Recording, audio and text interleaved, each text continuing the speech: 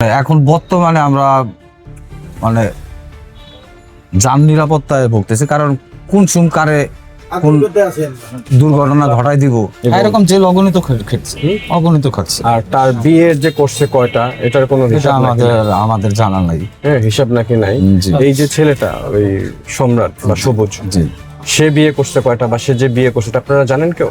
না, আমরা এটা জানি না।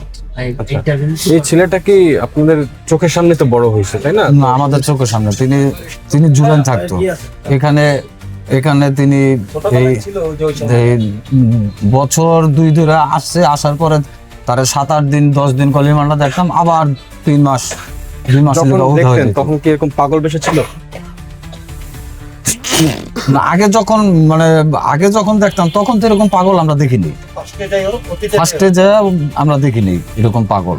বন্ধু, অতীতে যখন ওই 96-97 সালে উনি দেশে আসছিল, তখন তো এসব ছোট ছিল। হ্যাঁ,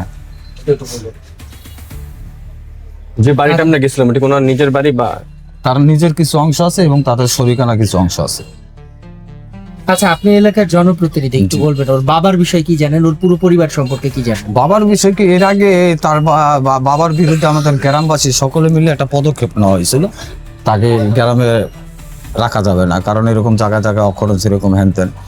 এরপরে বছর 2 ধরে আবার তিনি মনে করেন দেশে আইসা তাই এরকম বিভিন্ন প্রকারের চুরি চামারির ঘটনা আমাদের এখানে শোনা যাচ্ছে, কি করা হচ্ছে।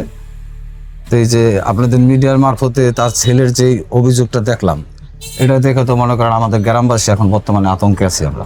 একটা অটোতে কোপ দিছিল এর আগে আপনার বছরখানি আগে একটা অটো গলিমাটা থেকে ভাড়া নিয়ে গেছিল, তার ছেলের অটোওয়ালারে কোপ দিছিল। অটোওয়ালা যে কোনো মুহূর্তে আল্লাহ তার উপরে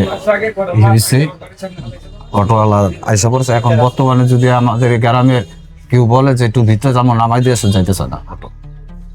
মানে শুধু এই পরিবারের বয়? আর মাথার খুলি একটা ঘটনা না, এটা আমি এই আপনার ফেসবুকে দেখলাম যে একটা মাথার খুলি ওখানে পাওয়া গেছে, এটা আমি ফেসবুকে দেখলাম, এতটুকুই আমি জানি।